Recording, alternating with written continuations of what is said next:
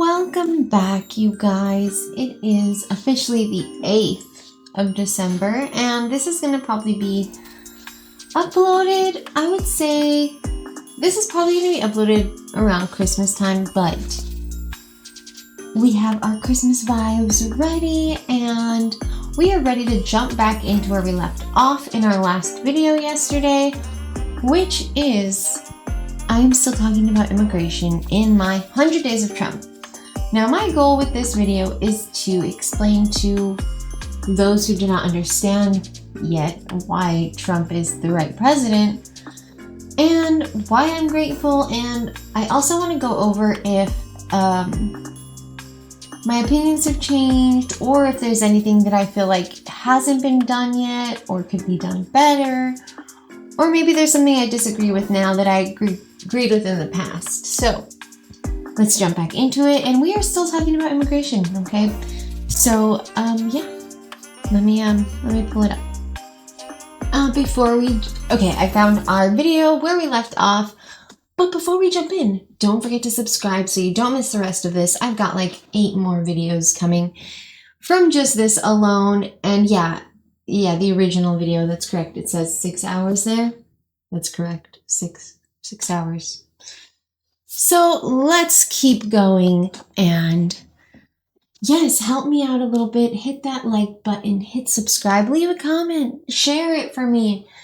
But I'm so grateful. As I said in the last video, we were at 82. We are now, I think, at 85, 83, 85. I'm so appreciative of every single one of you. Thank you. Feel free to let me know down below the different states. I'm going to assume it's mostly New Mexico and Arizona. I feel like that's what I've been seeing on my feedback tool or whatever it's called. But yes, let me know. I'm curious to see how many of you are from New Mexico and Arizona, and maybe I've got some other people following me. I'd love to know. 94% decrease in encounters at the border, and in February we had the lowest number of encounters in the history of this country.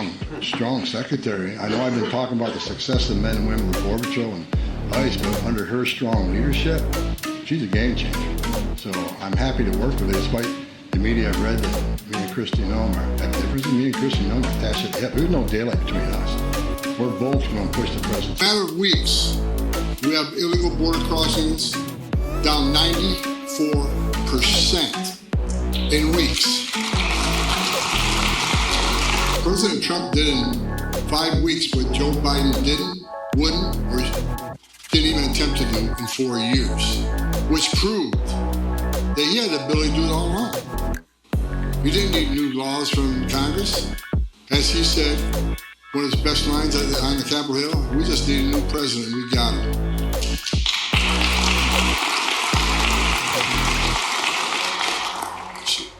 You know, I woke up every day pissed off for 4 years with what the Biden administration came in and unsecured the most secure border we've ever had on purpose, not by accident, not by mismanagement.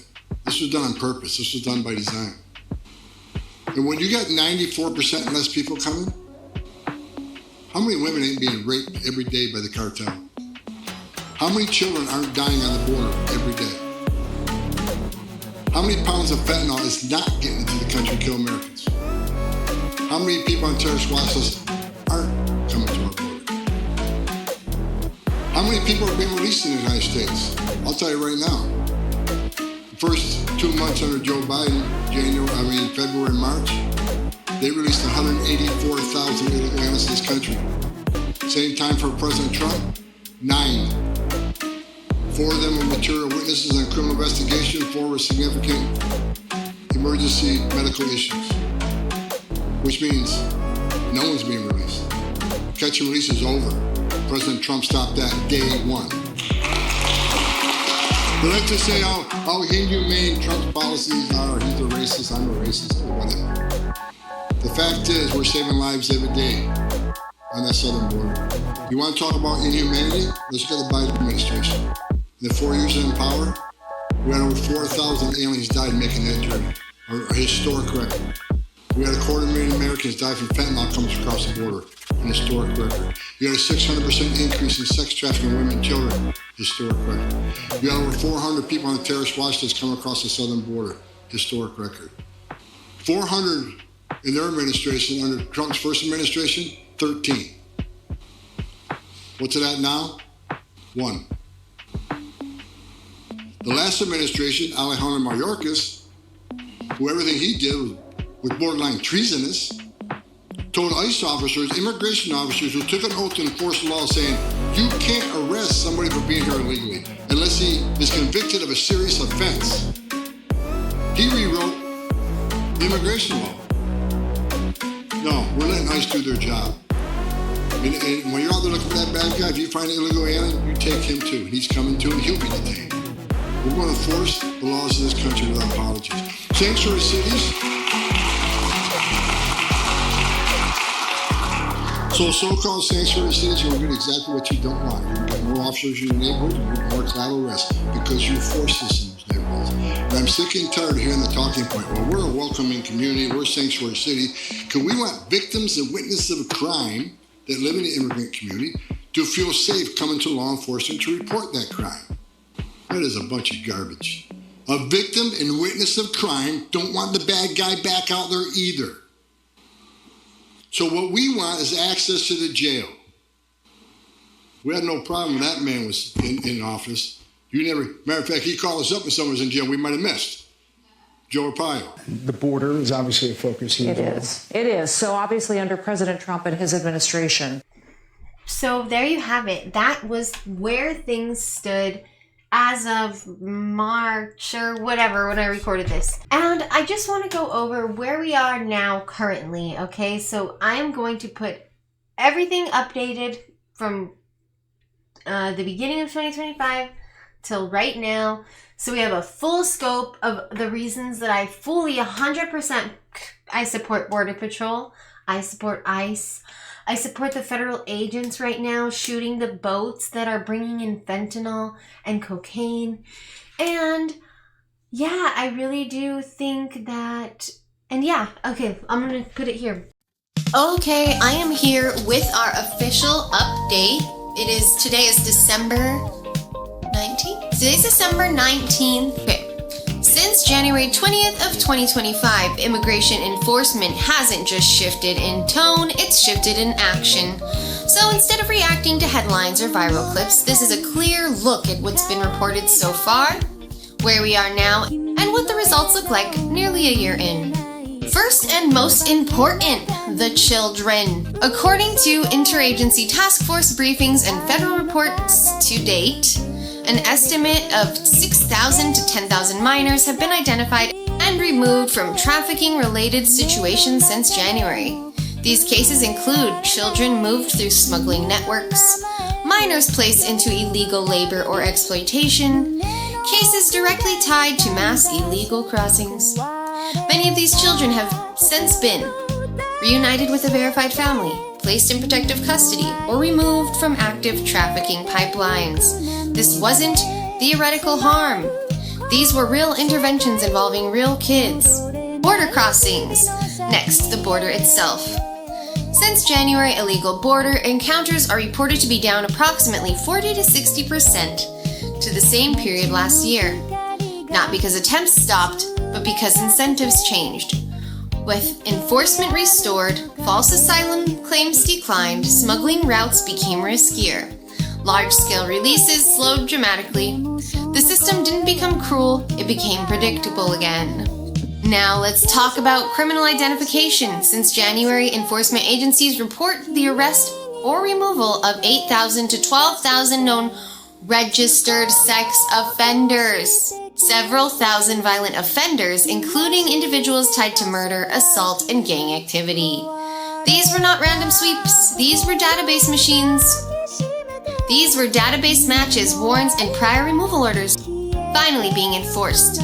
So yeah, Karen, when you go up to ICE agents and you're interrupting, you are actively keeping registered sex offenders and violent offenders in the country.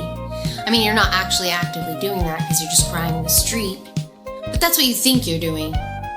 Let's let these officers do their jobs, please. Many of these individuals have previously been released under non-cooperation or sanctuary-style policies. New Mexico.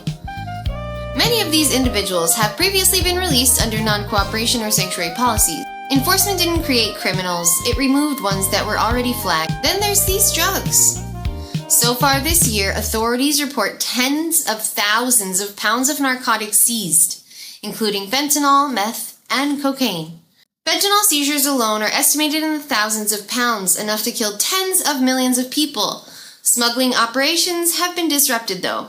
Maritime interceptions, vehicle seizures, tunnel shutdowns, intelligence-led operations. Every shipment stopped represents lives saved. Enforcement hasn't stopped at arrests or seizures. Federal authorities report hundreds of millions, potentially over $1 billion of assets seized or frozen from trafficking and cartel-linked operations. This includes cash, vehicles and boats, equipment, financial accounts. These funds are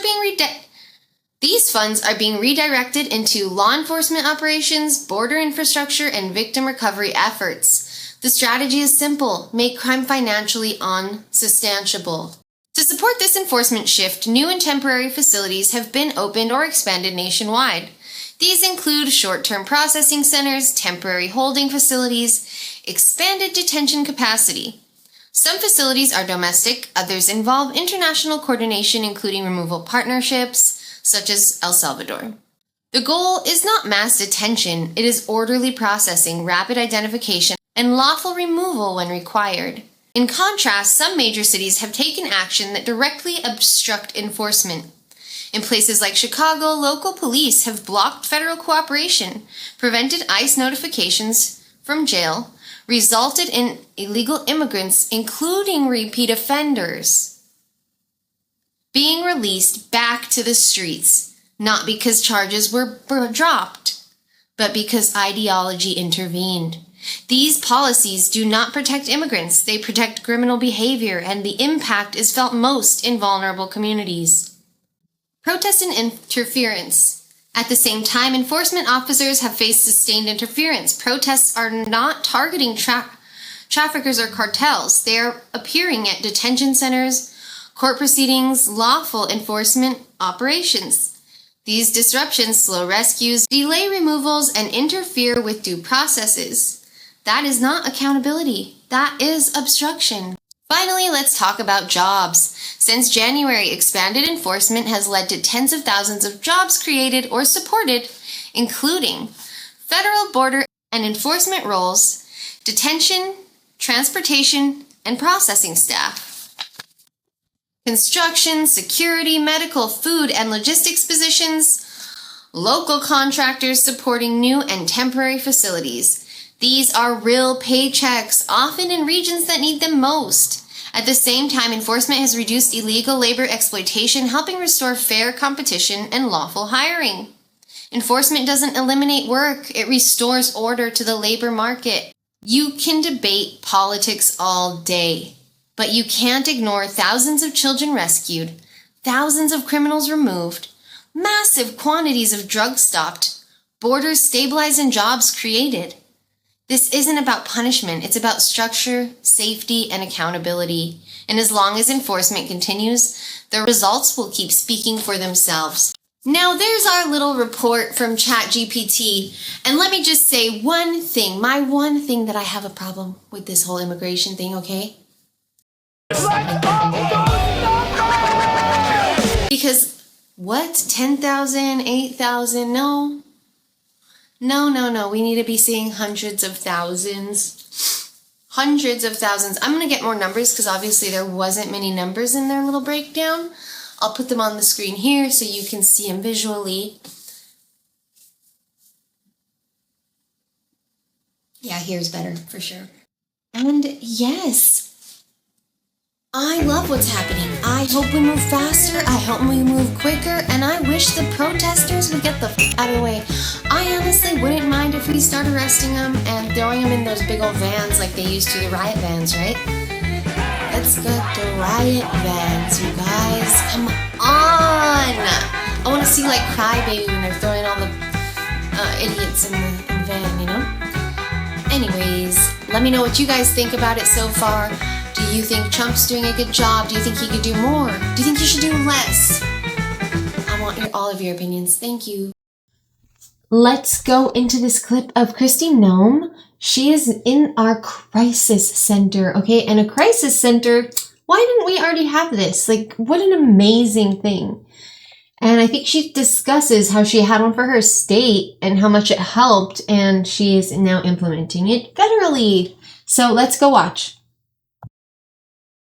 He recognized the invasion that was happening over our southern border. And so it has been a big focus of this NOC, the National Operations Center, to talk about what is going on there, what we can do to secure the border, what we can do with those individuals who are coming into our country, and make sure that they're returned home. As you know, many of them are dangerous criminals. And we had a lot of incidents over the last several years before President Trump was in the White House that needed to be addressed. And so using this NOC as an asset to protect the American people is incredibly important. And there's a mix, local law enforcement, federal law enforcement. What's the biggest difference for you as a secretary of this department from governor? Well, you know, for me, this feels normal. When I was governor of South Dakota, I had 12 different FEMA-related natural disasters in my state. So in 6 years, we had 12 different major disasters. And so we had an emergency operations center that we utilized quite often. This operates like that. And what it does is it puts everybody in the room solving a problem on how to best address a crisis. What's your biggest challenge, you think? Biggest challenge, I would say right now is fighting criminals, protecting people. We have a judicial system as well that's not letting us use all of the authorities that we want to use to do exactly what the president has promised. So running into that is very difficult because overwhelmingly the American people elected this president to make America safe. And that is what he is determined to do. Well, this shades my face ever so perfectly.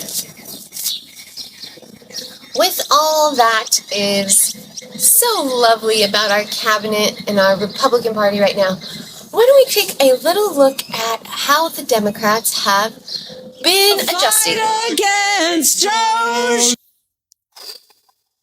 We're fighting on. I guess adjusting is the wrong word. They're doing everything but adjusting. Our walls will fight from dawn to dusk. And that is not even their only hit of 2025. Oh my gosh. I think we need a full play, like a playlist, right? We gotta hear it. All the hits. Let's do it. Standing up for KILMAR, I'm gonna let it shine. Standing up for KILMAR, I'm gonna let it shine. My paycheck is whack. My neck, my back, my paycheck is whack.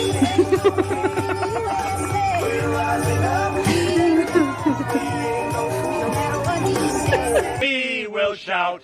We don't care if he never gets out. We say no, no, no to his king's plan. We won't be subject for him. For it's 1, 2, 3 times impeached for a would-be king.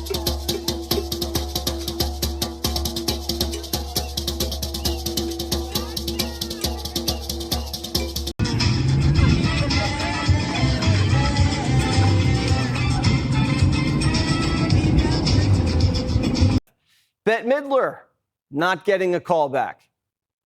You never kissed the orange ass. Never kissed the orange ass. Oh, you never.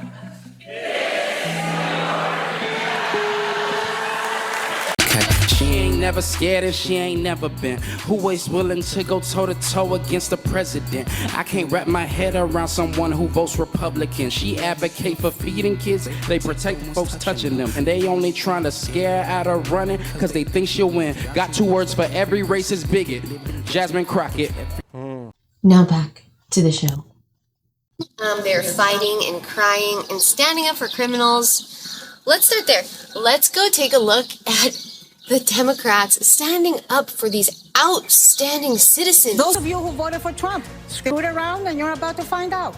They're going to go after your kids' classmates. They're going to go after your delivery guy. What it means is grandmothers. What it means is brothers and aunts. They're going to go after the people who work in restaurants. They're going to go after the business owners. We shouldn't have let these people come in. It's too many people for our country to be able to absorb. I think there are a lot of folks who are worried about what this is going to mean for our economy. The fact that President-elect Trump has appointed Tom Homan as the new border czar. And they are just making some wild accusations using fear once again to scare their audience and lie about what Trump is really doing here, which most of the country actually supported, which is why he got elected in the first place. But you guys are going to see that in this video, why they're just unhinged. Let's go ahead and start with it. You realize, I mean, it's chilling what he just said. You realize that when he says, yes, families can be deported together, what he is saying is that U.S. citizens can be deported. What he is saying is if the parent is undocumented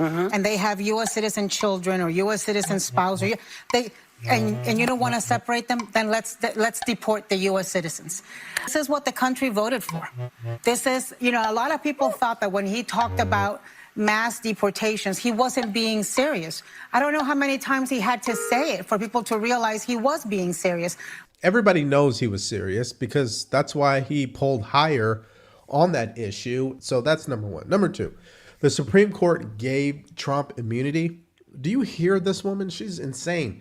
No, the Supreme Court defined immunity for the presidency. Doesn't matter if it's him, Joe Biden, or whoever else comes after him. They were able to define how far does presidential immunity go, right? And there's boundaries there. Number three, which I find to be very disingenuous. He's going to deport U.S. citizens. Lady, if I crossed the border, I broke the law, then I gave birth to my kids, or I brought my kids over here, wouldn't it make sense for them as a family to be deported together? Or do you want him to separate families? Because I thought you guys were going to melt down over that as well. But time out. Has there been any actual citizens forced out of this country? Like actually deported? Oh wait. Go ahead and inform me, enlighten me. So which way is it? Do you want him to separate family and keep the child here? Or do you want the child to stay with the family and go back to where they came from? When you talk about mass deportations, people think, oh, it's just going to be the criminals.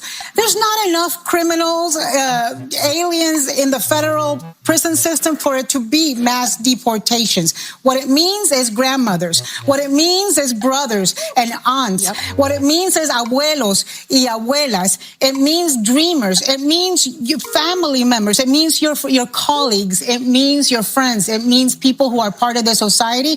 And look, America, you know? Okay, so once again, I have to clarify what she is saying because she's not educated on this, all right? Mass deportation, okay? When you say the word mass, what is the total number that constitutes me calling it a mass deportation operation? I would assume if I take the lesson from mass shootings, which is 3 or more people being killed, then even 100 criminals at a minimum or 1,000 criminals at a minimum would constitute mass deportation. So clearly she's not really thinking through what she is saying. And then obviously she's trying to tug on people's heartstrings by, hey, we're going to deport your grandmother, we're going to deport this person you love and all this other stuff. And really it's just far from the truth. This is a priority, right? Meaning the first priority on the list is getting rid of these criminals, these rapists, the people who clearly have a record that was allowed to come into the country. Probably number 2 would be searching for the people who were never even identified to begin with, right? And then number 3, and I truly do believe this, that they will make a system to give people the opportunity to either, one, you need to prove that you are contributing to society. And if you're not, you got to go. And I think that's very fair because they've already benefited from being in the country. Think about how many migrants have been paid on a monthly basis, financially, with benefits, with health care. Okay, I am going to add a few clips here from Nate Friedman's channel. He actually he's a boots on the ground reporter who has been investigating the immigration situation for the past few years. And he's finally getting some big recognition, so kudos to him. And I want you guys to just see how immigration was in these few examples and just know that this was not the only place it was happening. This was happening all over America, in almost every state. It's actually crazy. There's over 70,000 migrants living in New York City shelters paid for by you. While over 15,000 of our country's homeless die on the street each year, people who have crossed the border illegally are continuing to get more assistance. But just how much more help are they getting? In this episode of The Nate Friedman Show, you'll see an exclusive look at what migrants are really receiving here in New York City. And I met up with Marinelle, who you guys loved from previous videos, to help translate. Because his wife just gave birth. Okay, I see. Okay. Trump has announced that he will begin the largest deportation this country has ever seen on day one of his presidency. Eric Adams, the mayor of New York, has since canceled the controversial debit card program to provide food for migrants, and he has closed 2 major migrant shelters. Are they closing this shelter? Is there news about them closing it? Sí, he escuchado algo. Are people here and yourself, are you worried about being deported? Normal. Everything's normal. Bus. Aquí en Nueva York en bus. Sí, en bus. Con mi esposa embarazada. Oh, because his wife is pregnant. Okay, wife is pregnant. Llegamos juntos, está ahí en el cuarto. Oh, Mañana cumple mi hijo un mes que nació. How did you get the work permit? Did you get it when you crossed the border, and did you apply for asylum? How did you get it? No, nosotros pasamos aquí a los Estados Unidos y allá en el Paso del Norte. Nos metieron en un refugio. En el refugio nos hicieron el trámite para hacerle el papeleo. Lo solicitamos allá y dimos la dirección de aquí. Hold on. He put the address to receive his work permit at the Row Hotel before he even got here? It's crazy to think that this was a famous 4-star hotel before it was turned into a migrant shelter last year. Do you get medical assistance from the government? Fui al hospital y no tenía que pagar. Huh? No. He did receive? Free medical care because his wife just gave birth. Okay, No I see. Okay. Now, if I haven't been able to explain why this is common sense driven and why this actually makes sense to the average American out there, here's a gentleman who went on MSNBC and put it nicely. Look, over the last 4 years, we've had nearly 10 million people flood this country. The idea that that's just a status quo that has to be lived with, and President Trump is not correct to be able to say, look, we shouldn't have let these people come in. It's too many people for our country to be able to absorb too quickly. We have the highest level of foreign-born people in the United States in the history of the country, but asking them to leave isn't allowed is kind of silly. It's not just a one-way ratchet where when Democrats are in control, people get to flood our country, and then when Republicans are in control, we just sit on our hands. Many of these people came in through a program called temporary protected status. I don't think it's cruel or in any way inhumane to enforce the temporary part of temporary protected status. Yeah, so he obviously gave them an education on this. The president has taken a very determined step towards dictatorship. Does it feel like a constitutional crisis? An illegal alien gangbanger from El Salvador is back in El Salvador. After all the times they've declared constitutional crisis, There he is, KILMAR Abrego Garcia. I'm sure you've all heard about the American Dad, right? The great American Dad. Oh gosh.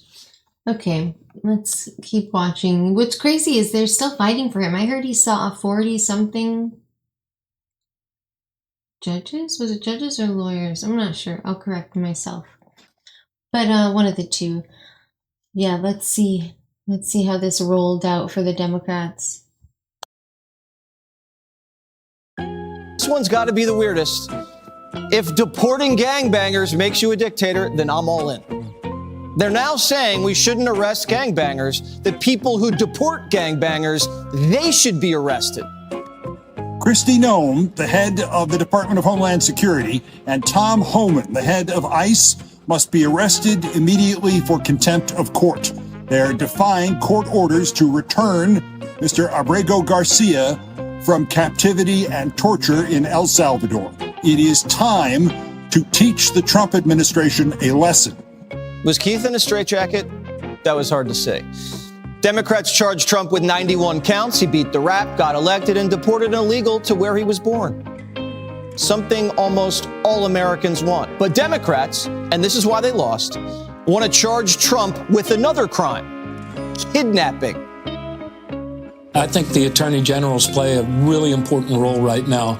I think it's only a matter of time before one of them figures out how to file state kidnapping charges. So this is where the kidnapping rumors started.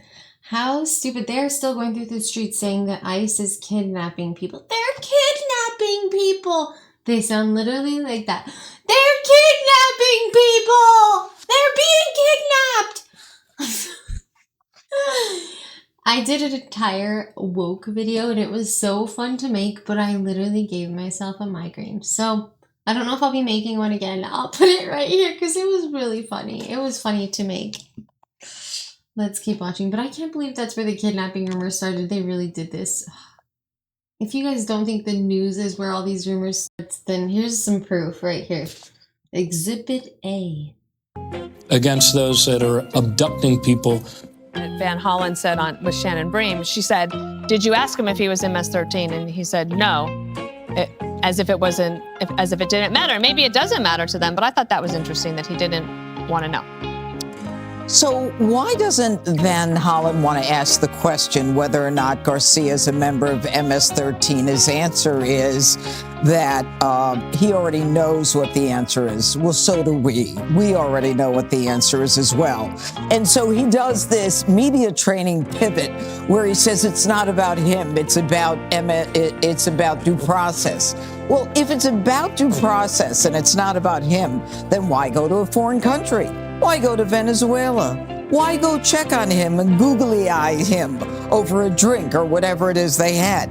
Why not, if it's about due process, why not do something like pass a law or get some kind of fundraiser for battered women? After all, we became aware of the fact that Garcia was beating his wife, as evidenced by the fact of, 2 court orders of protection that are not just issued, and I issued them myself many times. They're not just issued on a say-so. I love Judge Janine.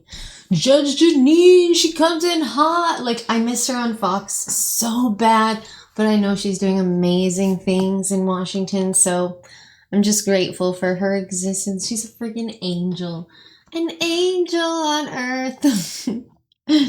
Got to be some evidence, preponderance. But what is wrong with the Dems? What better way to prove you're anti-American, you're pro-illegal, you're pro-MS-13 credentials than to leave the United States to check on the welfare of someone who entered our country illegally, is a wife beater, as evidenced by evidence, police report, 2 judges, orders of protection, and a man who was ordered deported twice, not by 1, but 2 judges, deported back to his own country.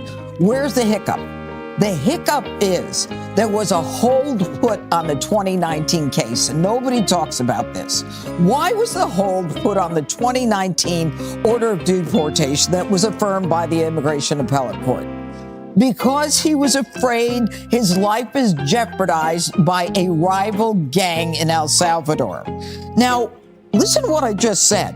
Because of a rival gang. What better proof that you are a member of MS-13 than you're afraid to go back to your own country because of a rival gang will kill you? Okay? That is proof positive. That's his admission. Everybody's like just ignoring it. So that's why there was a hold. This whole thing is a game. The reason the Dems are in the hole is because they don't know what they're doing. They don't know the law. They don't know the facts. And they're just swinging around aimlessly. Immigrants that Biden let in. Well, Jessica keeps on saying there's all these mistakes. First, she said this guy was picked up because he had a Bulls hat. And then he has tattoos on his hand that spell MS-13. That's not true. Yes, it is. Read the symbolism, Jessica. What are you, a gang detective? Cut it out. And then he's wearing paraphernalia that says the slogan for MS-13.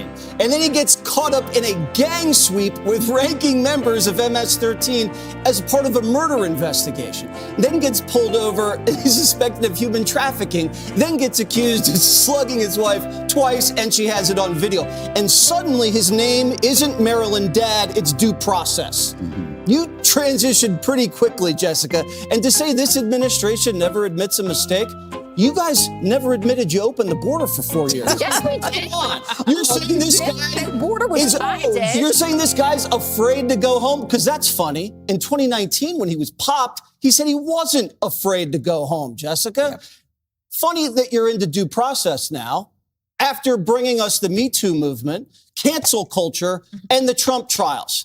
You can't break into the country and ignore the process of coming here and then want a process to leave. You cannot put the line to come here and then ask to be put in a line to go home. If you guys are going to be the I'm going to have to take a break. I hear arguing.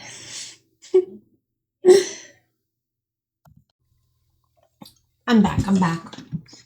Let's jump into this. I hope this is the right spot. Let me just double check. We'll start right here. And want a process to leave. You cannot put the line to come here and then ask to be put in a line to go home.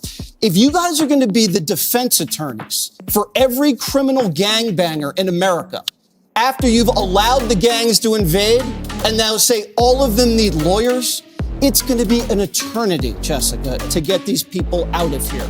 The latest shoe to bust the liberal narrative, cops just dropped new body cam video from 2022. It's a traffic stop. The Tennessee state troopers getting mighty suspicious that KILMAR ABREGO GARCIA was tied up in human trafficking. Watch. You know what you got here, right? He's hauling these people for money. There's 8 people. I didn't know that. That's what an extra round seats. Yeah. So he's getting paid all probably to Maryland, I would say. They don't have any luggage in there, right? And if you get them out, they're going to have toothpaste and they're going to have toothbrushes in their pockets, I guarantee you. Yeah. He's got $1,400 cash in his pocket in an envelope. And it gets worse. Disturbing audio from 2020 surfaced where Garcia's wife, Jennifer, begged a judge for protection from her husband and explaining in graphic detail how he hit her. He grabbed me from my hair and then he slapped me. And then the neighbor, he didn't know what to do. He didn't know what to react. I have pictures of the evidence, all the bruises, because even on Wednesday, he hit me around 3 in the morning. He would just wake up and hit me. And then last Saturday for my daughter's birthday party, before I went to my daughter's birthday party, he slapped me 3 times. And then last week I did call the police. My sister called the police because he hit me in front of my sister. Abrego Garcia's wife issued a statement to USA Today, which we obtained the audio. She says her husband was, quote, traumatized by COVID and being in ICE detention. To protect us from MS-13, and that is what they're none of the things you just said have been proving it. None of the things. Okay, before we go further, I think we're about to talk more about his tattoos. But before we go further into it, I just want to say this is the exact people the Democrats keep defending over and over. Even the Democrats in the streets who think they are protesting for something good, the truth is they're not. They're protesting the safety of citizens. They are protesting against the safety of citizens.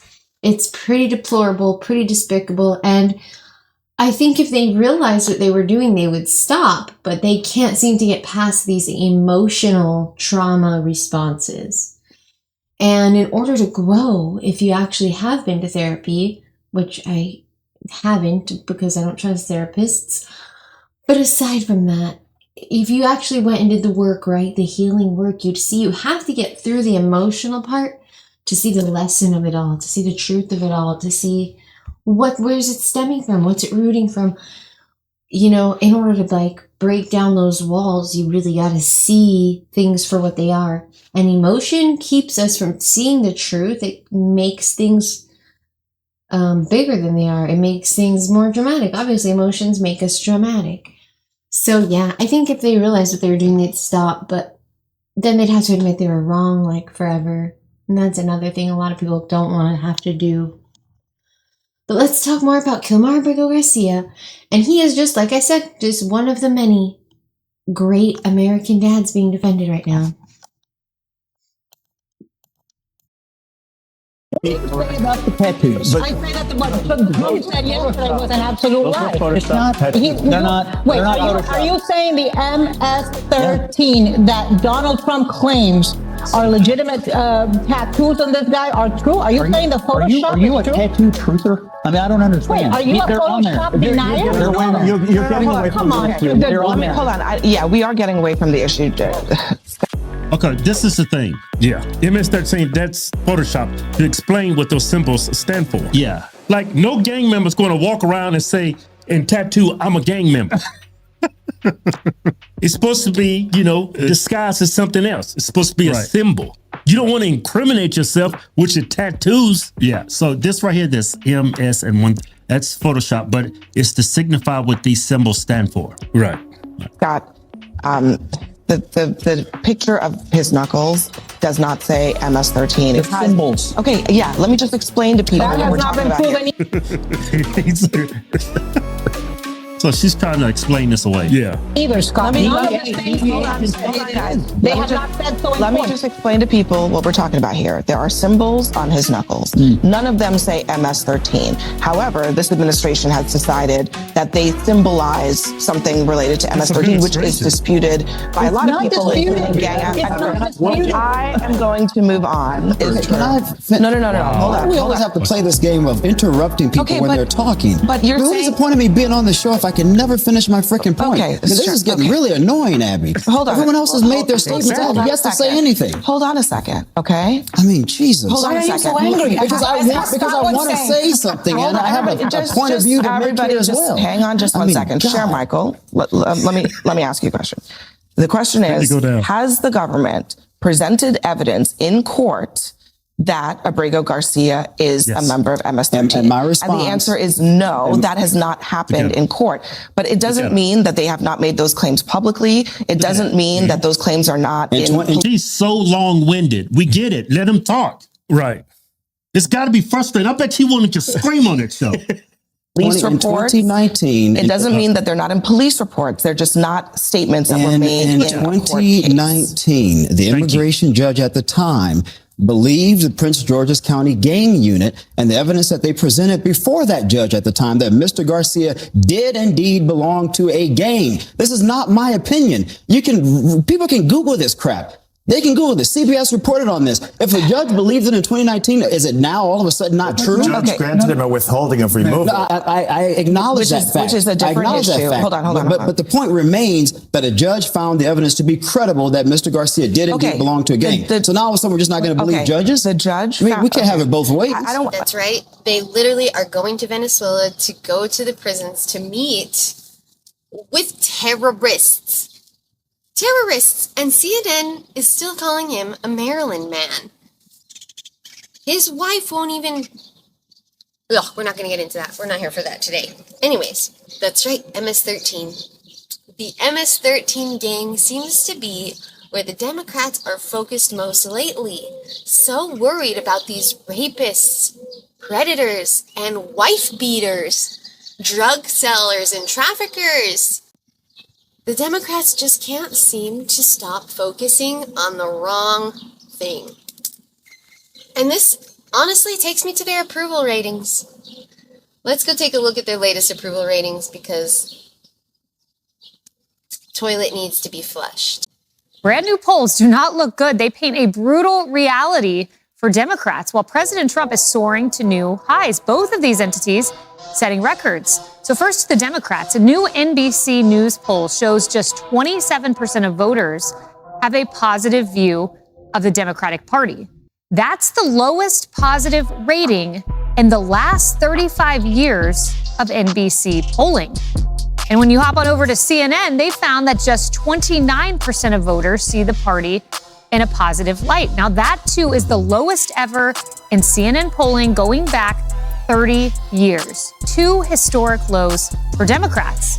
President Trump, it's the opposite. He is surging. NBC found that Trump's job approval rating at 47%, plus his personable favorable rating at 46%, and also a 44% number of Americans who believe the country is on the right track combined to beat three all-time, all-record highs for President Trump's political career in the history of NBC's polling.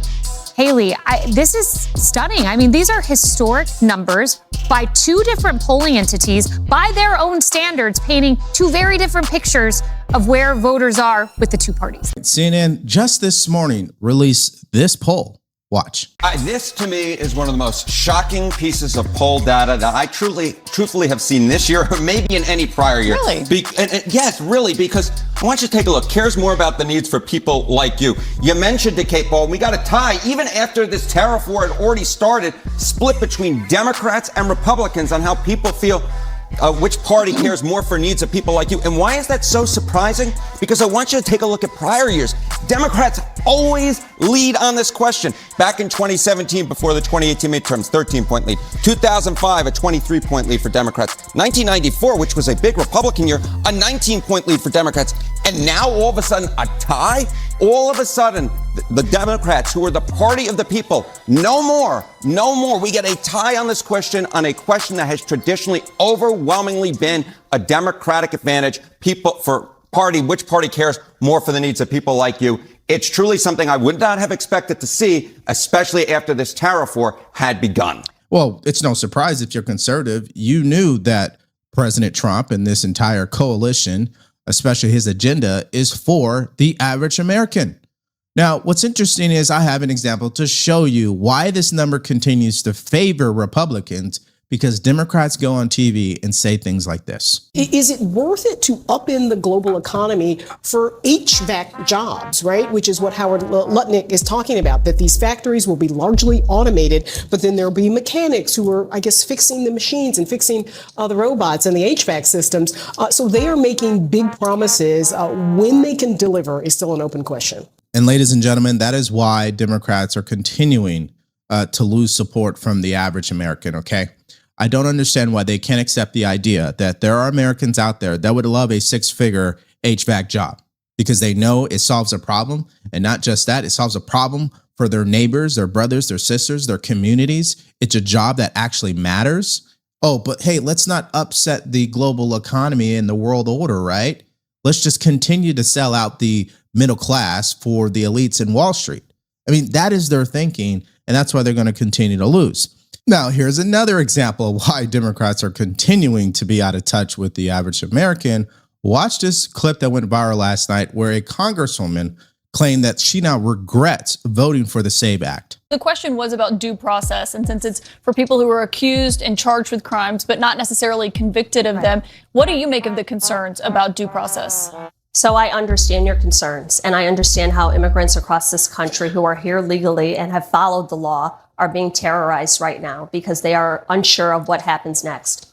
I voted for that piece of legislation because of a very specific provision, and it was if it caused injury or death to a police officer, which was one small piece of it. There were other things about, to your point, Caitlin, someone who was was charged but hadn't been convicted.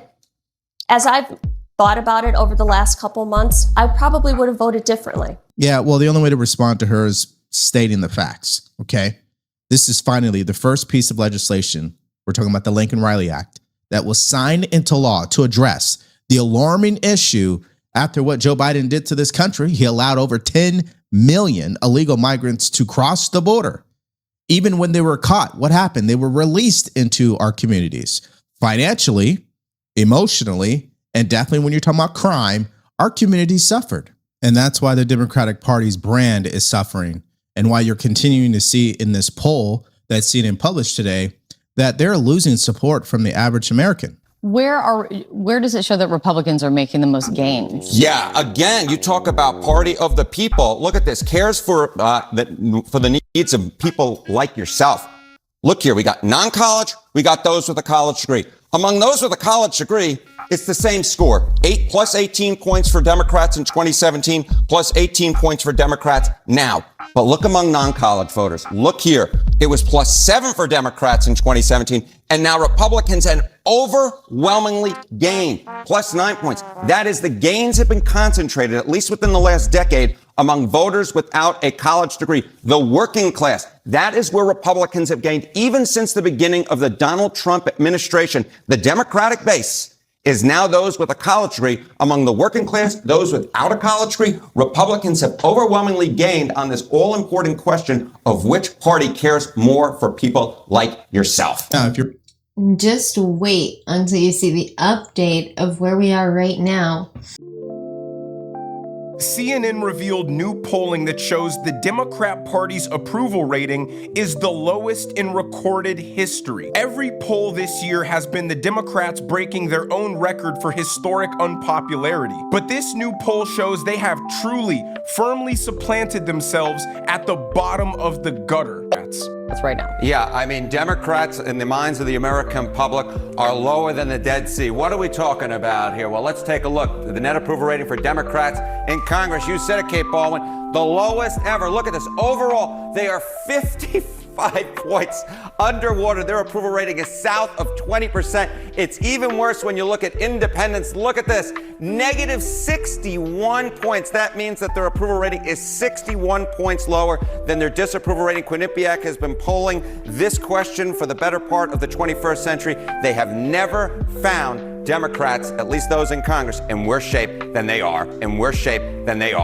right now. The Democrat Party is historically unpopular because the Democrat Party is historically embarrassing. It's no surprise that a party that's synonymous with extreme incompetence and led by Hakeem Jeffries, Chuck Schumer, AOC, and Jasmine Crockett doesn't resonate with the American people. Democrats have branded themselves the resistance and are firmly entrenched in an ideological war against Donald Trump, but have failed to provide an alternative vision of how they'll make the country better if they win this war. So that's independents and overall, but what about Democrats on Democrats? Yeah, what about Democrats on Democrats? So part of the reason overall is so low is independents are driving it low, but that's not the only reason it's so low. What about Democrats on Democrats? Democrats net approval rating of congressional Democrats.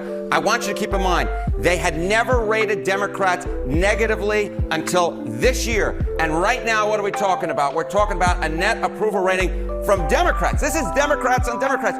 Their approval rating is actually lower than the disapproval rating, and that is quite the drop from October. I think during the shutdown, there was a bit of a boost for Democrats, right? There was a rallying around the flag effect going on, but Democrats did not like how that shutdown turned out. They have returned against Democrats in Congress. The Democrat Party has been characterized by sipping margaritas with illegal MS-13 gang members, defending crime in cities and soft-on-crime policies that allow people who have been arrested 30, 40, 50 times back onto the street where they inevitably murder somebody, defending Somalis stealing from children in the name of diversity, celebrating mental illness, degeneracy, and depravity in the name of inclusion, transing the kids in the name of compassion. And most Americans aren't getting anything from the Democrats other than chaos and disorder. Now, if you're wondering why college educated is still against President Trump, it's because academia is 99% liberal, okay? They are continuing to see things from a progressive lens. And I honestly don't see that changing within the next 10 years. Like, there's no way there will be enough change to counteract what has already happened and how infested it's become. At a conservative lens, okay? You name me one conservative professor that you know, and I'll be waiting, okay? So with these low approval ratings, there is no wonder why they're losing their shit. Okay, they are losing it. They are gone. They keep saying, let's go further left, and their approval ratings keep going further down. I'm fine with it. The Democrats, dude. I'm never voting blue again, ever. Unless something really crazy happens, you'll never see me vote blue. They kicked out the best people they had, okay? RFK and Tulsi Gabbard. They kicked out the best two picks they had so they could stay socialists. They want to be socialists, or they would have picked RFK as their leader. They haven't been for the people in a long time. And I don't think they ever really were. I think they say they're for the people so that they can get more money to spend towards the people. But in reality, is that money going to the people? I think Doge has proven that it definitely is not going to the people. Oh my God, it's so... Okay, y'all, I was going to continue this video. I totally go like an hour and 30 minutes, but I figured let's cut this one short. We are gonna move on to Venezuela and the trans topic. So I'm gonna save those for part 3. And I hope you guys enjoyed this one. If you guys have anything you wanna add or anything you'd want me to add to the updates before we are done with this series, I would love to hear it down below. Don't forget to subscribe if you are not yet, and hit that like button to help me get onto more algorithms of more weirdos on the interweb, okay? God bless you, Merry motherfucking Christmas, and have a lovely new year. 2026 is going to be wondrous. I can already feel it in my bones. So I will see you next time.